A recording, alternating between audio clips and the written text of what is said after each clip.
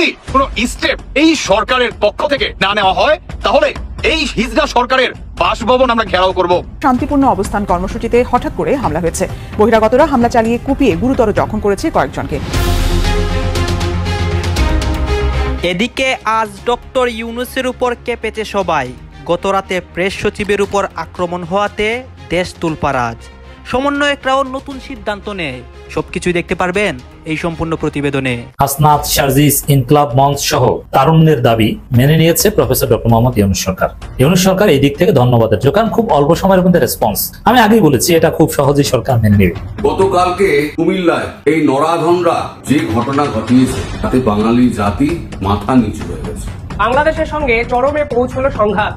কালকে ভারত সরকারের পক্ষ থেকে অত্যন্ত বোল্ড একটি ডিসিশন নেওয়া হয়েছিল। কুমিল্লায় প্রবাসীর স্ত্রীকে ধর্ষণ ও ভিডিওর ঘটনায় প্রধান অভিযুক্ত সহ 5 জনকে গ্রেফতার করেছে মুরাদনগর থানা পুলিশ। এই ভয়াবহ ঘটনার জন্য শুধু ধর্ষকই দায়ী নয়, দায় এড়াতে পারে না সেই রাজনৈতিক ছত্রছায়াও। তবে অন্তর্বর্তীকালীন সরকার যেমন এই বিষয়গুলোকে নিয়ন্ত্রণ করার চেষ্টা করছে বা এই বিষয়ে তাদের সাফল্য যে বিষয়টি নিয়ে কথা বললাম সেই বিষয়টি অর্জন করার চেষ্টা করছে এবং দেশের সার্বিক আইন শৃঙ্খলা পরিস্থিতি বোঝানোর চেষ্টা করছে। ঠিক একইভাবে বাংলাদেশ সেনাবাহিনী প্রধানের এই বক্তব্য এবং সেনাবাহিনী প্রধান সহ বাংলাদেশ সেনাবাহিনী নিয়ে বিভিন্ন ধরনের আলোচনা সমালোচনা কিন্তু সৃষ্টি হয়ে আছে। এদিকে আবার সর্বশেষ নিষেধাজ্ঞা তুলে নেওয়া হচ্ছে আওয়ামী লীগের উপর থেকে। নির্বাচন করতে আর কোনো বাধা নেই তাদের। পাশাপাশি ডক্টর ইউনূসের বিরুদ্ধে লেগে গেছে আন্তর্জাতিক মিডিয়া। আন্তর্জাতিক মিডিয়ায় ভয়াবহ প্রতিবেদন প্রকাশ। নির্বাচনের আগেই দেশ ছেড়ে পালাতে পারেন ডক্টর মোহাম্মদ ইউনূস। অনেকে এইভাবেই বলে ডক্টর ইউনূস দেশ ছেড়ে পালাতে পারেন, আবার অনেকে গতকাল রাতের ঘটনাকে কেন্দ্র করে আজ রাতে অনেক কিছু করতেছে। দর্শক শ্রোতা, আপনারা সবাই জানেন যে ডক্টর ইউনূসের বিরুদ্ধে অনেকে সরাসরি কথা বলে, অনেকে ডক্টর ইউনূসকে চায় না দেশের মধ্যে, আবার অনেকে আওয়ামী লীগকে চায়, শেখ হাসিনাকে দেশে ফিরাতে চায়। এই নিয়ে কিন্তু আজকে নতুন অনেক ঘটনা ঘটে এবং অনেক গোপন পরিকল্পনা করে দেশের মধ্যে অনেক আন্দোলন হয়। গাছ এই নিয়ে সমন্বয়ক উপদেষ্টা তাদের উপর অনেক প্রভাব পড়ে। আপনারা জানেন যে গতকাল যে ডক্টর ইউনূসের প্রেস সচিব শফিকুল আলমকে আক্রমণ করা হয়েছিল বা তাকে আটকিয়ে রাখা হয়েছিল সমন্বয়করা, সেই বিষয়টাকে নিয়েও কিন্তু অনেক চাঞ্চল্যকর তথ্য আসে। সব কিছু দেখতে পারবেন এই একটি ভিডিওতে। আপনারা সম্পূর্ণ ভিডিও দেখবেন। দেশের রাজনীতির সর্বশেষ আপডেট এই একটি ভিডিওতে আপনারা ধারাবাহিকলি দেখতে পারবেন। আসুন আমরা কথা বাড়াচ্ছি না, আমরা সরাসরি ভিডিওর মূল আলোচনায় চলে যাচ্ছি। তারা অন্তর্বর্তীকালে সরকারকে আর 40 ঘন্টার টাইম দিলেন। আর 40 ঘন্টার ভিতরে তাদের দুর্গা মন্দির ভাঙচুর কেন? অন্তর্বর্তীকালে সরকার কিংবা সরকারি বুলডোজার দিয়ে কিভাবে তাদেরকে উইদাউট নোটিশ না দিয়েই আপনার যেভাবে তাদের দুর্গা মন্দিরকে কেন্দ্র করে বুলডোজার চালানো হয়, এটাকেই আপনার প্রতিবাদ জানানোর জন্য অন্তর্বর্তী তো না, বর্তমান এই সরকারকে হিজড়া সরকার পর্যন্ত বলতেছে হিন্দুর নেতাকর্মীরা। তারা বলা বলি করেছে যে এই হিজড়া সরকার দিয়ে কখনো দেশ পরিচালনা করা সম্ভব না। অতএব 48 ঘন্টার টাইম দিলাম অন্তর্বর্তী সরকার এই হিজড়া মার্কাকে। 48 ঘন্টার ভিতরে যদি কোনো স্টেপ এই সরকারের পক্ষ থেকে না নেওয়া হয় তাহলে এই হিজড়া সরকারের বাসভবন আমরা ঘেরাও করব। এই অন্তর্বর্তীকালে সরকারের অধীনে হিন্দুরা কেউ ভোট কেন্দ্রে ভোট দিতে যাবে না। হিন্দুদের কোনো ভোট এই সরকার যাতে গণনা না করে। আসলে এই কি আলটিমেটাম? বর্তমানে আপনারা জানেন যে বাংলাদেশে আপনার আজকে হিজবুত তাহরির বড় একটি সমাবেশের আয়োজন করছে। সেখানে আপনার এই হিন্দু নেতা তিনি পর্যন্ত বক্তব্য রাখেন। ইভেন আপনার হিন্দু ভাইরা পর্যন্ত ঢাকার রাজপথে বিভিন্ন জায়গায় ছোট থেকে বড় থেকে মাঝারও আপনার মিছিলের কিংবা সারি হয়ে বা এক কাতারে দাঁড়িয়ে তারা কিন্তু এটার বিক্ষোভ মিছিল কিন্তু পালন করে। উল্টো দিকে তারা 48 ঘন্টার টাইম দিলেন। যদি 48 ঘন্টার ভিতরে আপনার শক্ত কোনো অবস্থান অন্তর্বর্তীকালে সরকারের পক্ষ থেকে না আসে তাহলে চরম একটা মূল্য দিতে হবে এই অন্তর্বর্তীকালে সরকারকে। হিন্দুর যে নেতা আছে উনি বলেন যে আপনার বাংলাদেশে গণতন্ত্র ফিরিয়ে আনতে হবে।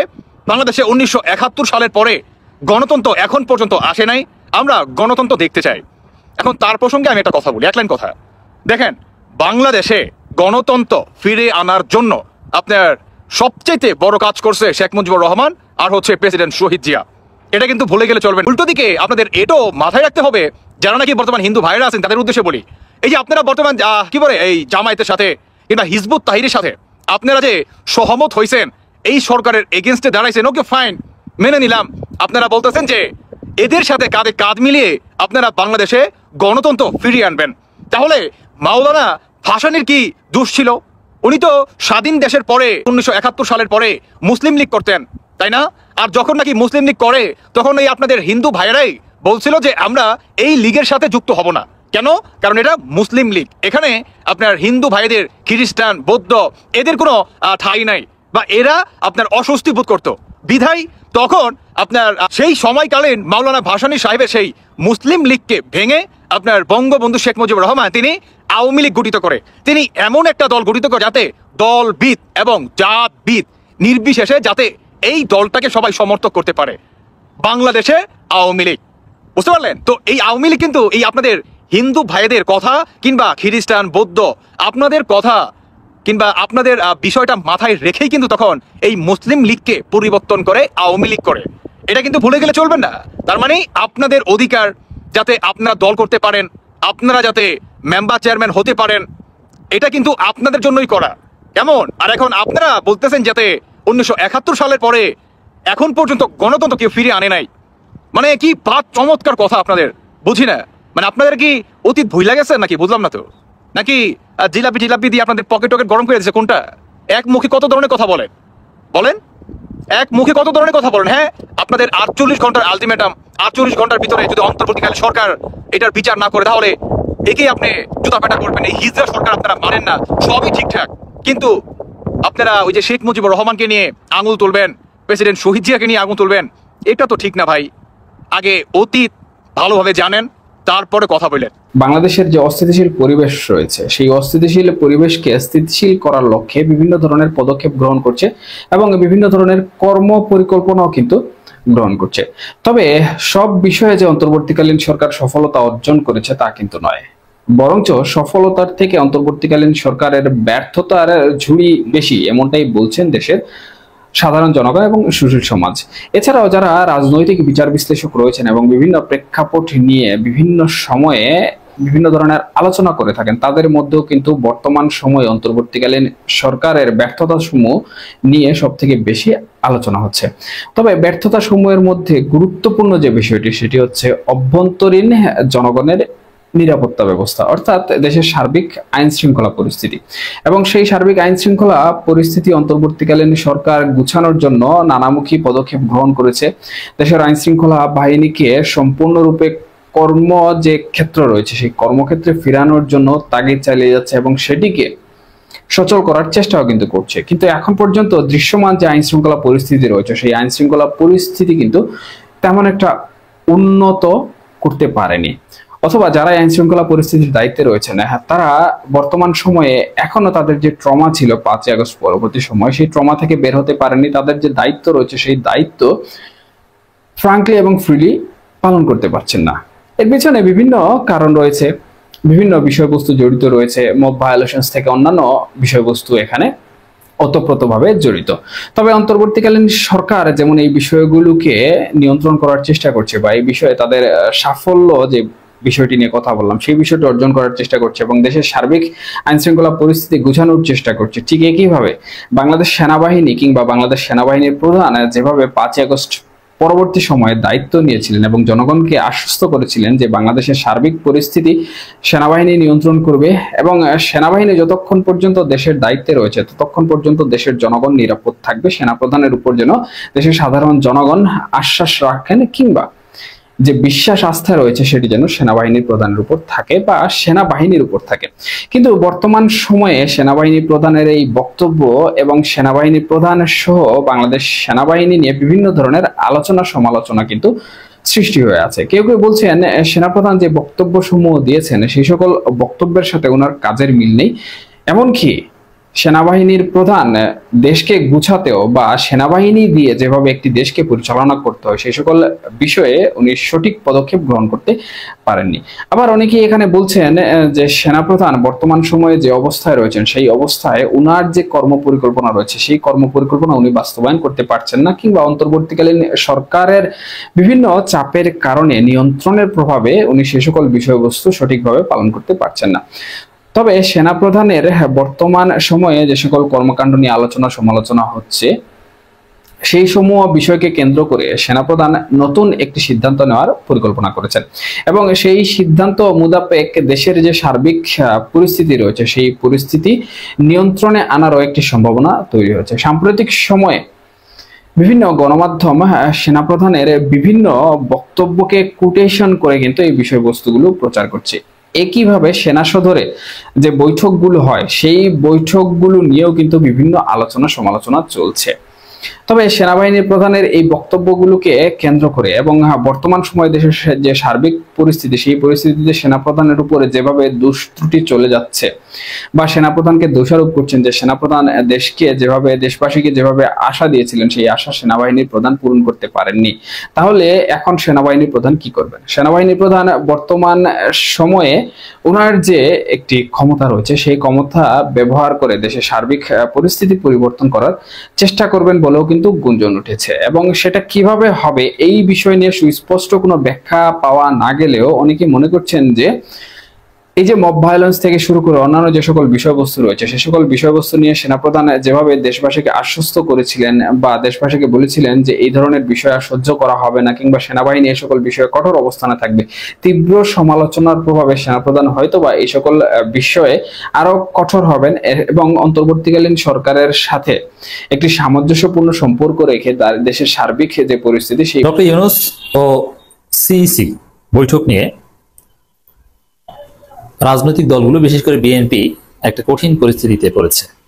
যে কি আলোচনা হয়েছে, কি তারা কেউ কেউ এটাকে গোপন বৈঠকও বলছেন, কেউ বুঝে উঠতে পারছে না যে আসলে কি হয়েছে। আসলে কি প্রধান উপদেষ্টা সিইসি কে জাতীয় নির্বাচনের প্রস্তুতি নিতে বলেছেন না আগে স্থানীয় সরকার নির্বাচনের প্রস্তুতি নিতে বলেছেন, স্পষ্ট নয়। যার ফলে বিএনপির সালাউদ্দিন আহমেদ বলছেন যে প্রধান উপদেষ্টা এবং সিইসির মধ্যে কি আলোচনা হয়েছে এটা স্পষ্ট করতে হবে। 1.5 ঘন্টার বেশি আলোচনা হয়েছে। আবার কেউ কেউ বলছেন গোপন বৈঠক। এখন ওইটা গোপন বৈঠক না, সেই জবাব আবার দিতে হচ্ছে প্রেস সচিব শফিকুল আলমকে। দেখেন একটা খবর, সিইসির সঙ্গে প্রধান উপদেষ্টা বৈঠক, গোপন বৈঠক হলে তো প্রেস রিলিজ দিতাম না প্রেস সচিব। এর মানে প্রশ্ন করা হচ্ছে যে এটা গোপন বৈঠক কিনা, অথবা বলছেন না কেন যে কি আলোচনা হয়েছে। এই যে প্রশ্নগুলো, এর অর্থই হচ্ছে সিইসি এবং ডক্টর ইউনূস বৈঠক নিয়ে নানা সন্দেহ সংশয়, বিশেষ করে বিএনপির মধ্যে।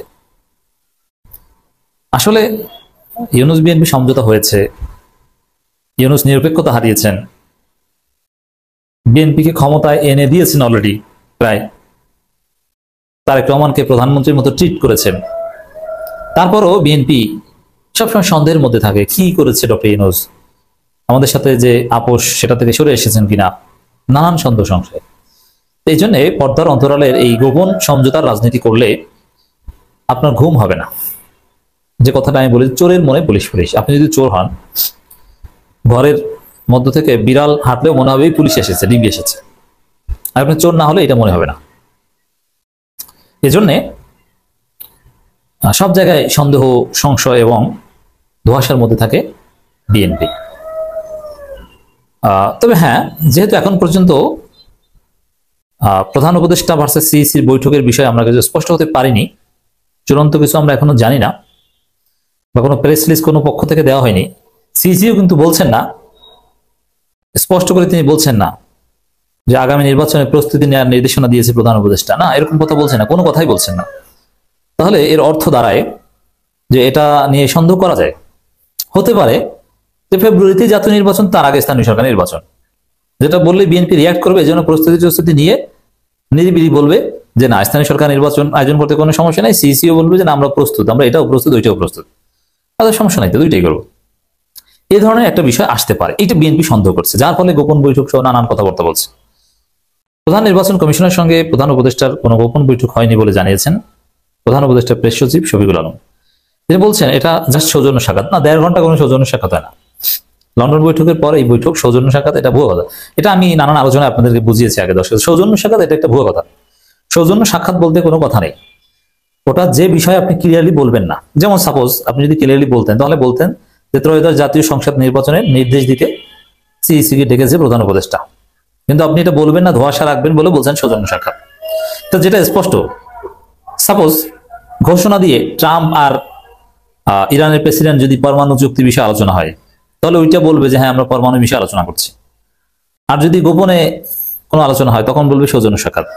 তো সৌজন্য সাক্ষাৎ মানে আপনি বাস্তবতা বা আসল ঘটনাটাকে অস্বীকার করার একটা টার্ম। তো এই জায়গায় যা সৌজন্য সাক্ষাৎ, 1.5 ঘন্টা সৌজন্য সাক্ষাৎ কি? স্যার কেমন আছেন? ভালো আছি। আপনার শরীর ভালো? এই টেনে টেনে চলছে। আবহাওয়া ভালো? হ্যাঁ ভালো, একটু পরে আরো তাপমাত্রা বাড়বে। আম্মা সালাম জানিয়েছে। আপনি স্ত্রী ভালো আছে? স্ত্রী সন্তানের সাথে কথাবার্তা হয়? স্যার বিদেশে টিদেশে যান? আপনার সন্তান আসলে কতজন? তারা কোথায় থাকে? খেলা জমে গেল, একদম জমে ক্ষীর হয়ে গেছে, একদম ক্ষীর। আসলে খেলার জন্য তো 2টা দল লাগে, তাই না? একা একা তো আর খেলা যায় না। এখন ক্লিয়ার আমাদের কাছে, বাংলাদেশের 2টা দল খেলতে যাচ্ছে। একটা দলের নাম ইসলামিক ঐক্য জোট, আরেকটা দলের নাম বিএনপি ঐক্য জোট। হ্যাঁ, বিএনপির সাথে অনেক দল আছে ভাই, দলের তো অভাব নাই। বাংলাদেশে আমার মনে হয় শখানিক দল আছে।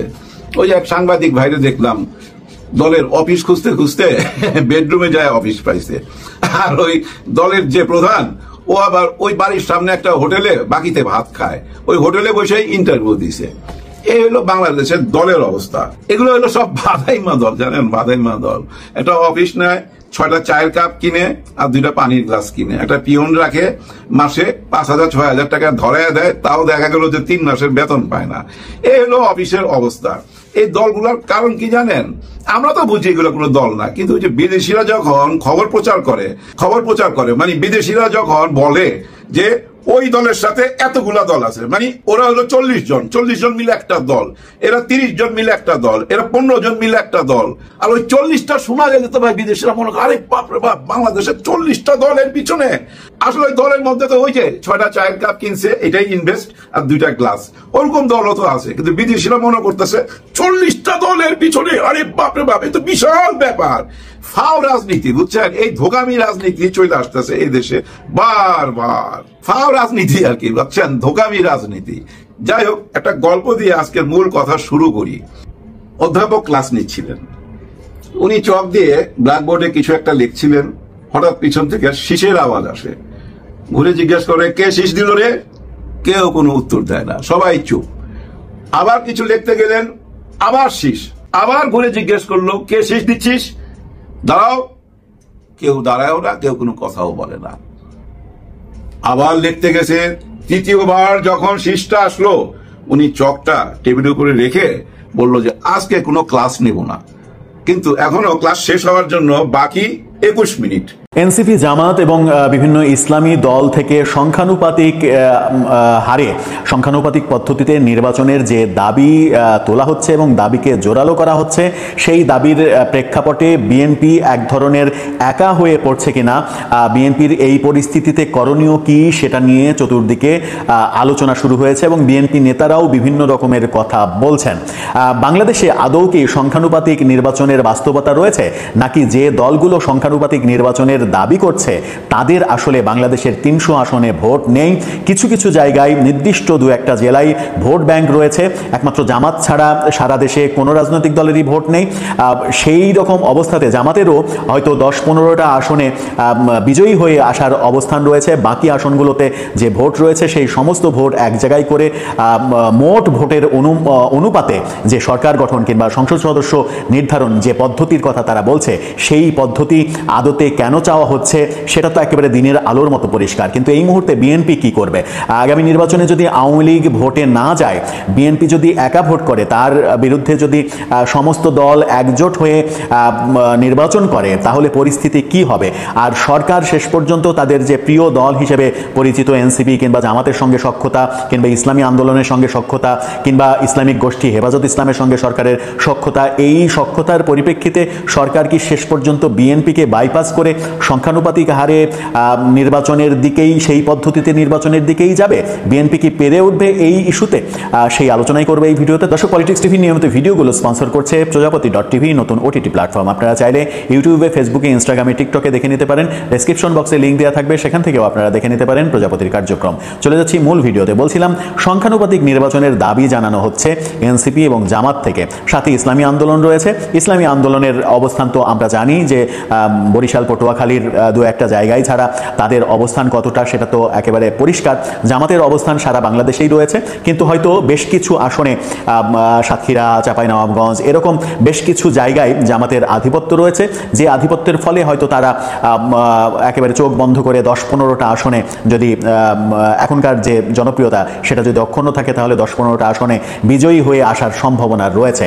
বাকি যে বিশাল অঙ্কের সংসদীয় আসন 300 আসনের মধ্যে বাকি যে 280-90টা আসন, সেই 280-90টা আসনে পেরে না ওঠার পরিপ্রেক্ষিতেই জামাতের কৌশল এবং সাথে এনসিপির কৌশল। এনসিপি বাংলাদেশের 300 আসনের কোনো জায়গাতেই নির্বাচিত হয়ে আসার সম্ভাবনা নেই এই মুহূর্তে। জনপ্রিয়তার যে বিচার সাম্প্রতিক সময়ে ইকোনমিস্ট থেকে একটা জরিপও প্রকাশ পেয়েছে, সেখানে বলা হচ্ছে যে এনসিপি আগামী নির্বাচনে হয়তো সারা দেশে 5% জনপ্রিয়তা অর্জন করতে পারে, সর্বোচ্চ এর বাইরে যেতে পারবে না। সেই ক্ষেত্রে ধরে নেওয়াই যায় যে এই দলগুলো সংখ্যানুপাতিক নির্বাচনই চাইবে। যদি 5% তারা ভোট পাই, সারা দেশের ভোট একত্রিত করে যদি 5% ভোট পাই, তাহলে 5%-এর ক্ষেত্রে কয়টা সংসদ সদস্য পাওয়া যায়, সেইভাবে যদি একটা না পাওয়ার চাইতে অন্তত 2টা পাওয়া মেলা ভালো, মেলা লাভজনক, এইভাবে যদি হিসাব করা হয়, সারা দেশে বিএনপির ভোট যদি ধরে নেওয়া যাক যে 40% ভোট হলো, জামাতের ভোট যদি 10% ভোট হয় কিংবা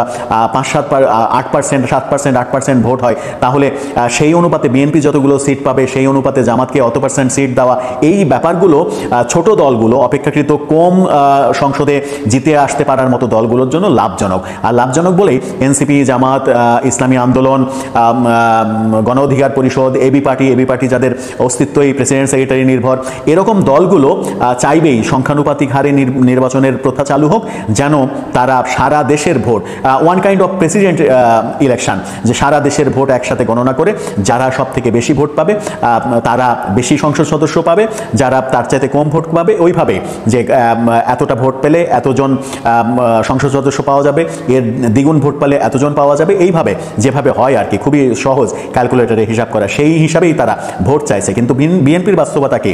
বিএনপির বাস্তবতা হচ্ছে যে যখন আওয়ামী লীগ অনুপস্থিত তখন সংখ্যানুপাতিক নির্বাচনে যদি এই সিস্টেমে যদি যায় বিএনপি, তাহলে বিএনপির ক্ষতি হবে। বাংলাদেশের রাজনীতিতে শিরীন শারমিন অনেকটা হঠাৎ করে এসে মানে একজন পলিটিশিয়ান হয়ে গেলেন, এটা ম্যাজিকের মতো। কারণ শিরীন শারমিন কোনো পলিটিশিয়ান না, শেখ হাসিনা বদৌলতে তার আস্থাভাজন হওয়ার কারণে তিনি স্পিকার হয়ে গেছেন, এটি স্বাভাবিক, এটি সত্য কথা। এখন 5 আগস্টের পর আমরা প্রথম শুনলাম যে তিনি একজন পিয়নের বাড়িতে আশ্রয় নিয়েছিলেন, তারপর সংসদের বিশেষ কক্ষে আশ্রয় নেন, সেখানে জুনায়েদ আহমেদ পলক সহ অনেকেই ছিলেন, এবং পরবর্তীতে তিনি সেনাবাহিনীর তত্ত্বাবধানে চলে যান তাদের আশ্রয়। কিন্তু এখন কোথায় আছেন সেটা সরকার জানতো, পাবলিক জানে না। এখনো কেউ কেউ মনে করে তিনি এখনো সেনাবাহিনীর তত্ত্বাবধানে আছেন, এবং তার বিষয়টি অনেকটা ওপেন সিক্রেট। দেখা গেল যে তার পাসপোর্ট আপডেট করতে গেলেও যে আঙ্গুলের ছাপ, সরকার তার আঙ্গুলের ছাপ নিতেছে, তার কালেকশন করতেছে, আবার পুলিশ বলতেছে মানে তিনি পলাতক। মানে খুবই হাস্যকর ব্যাপার।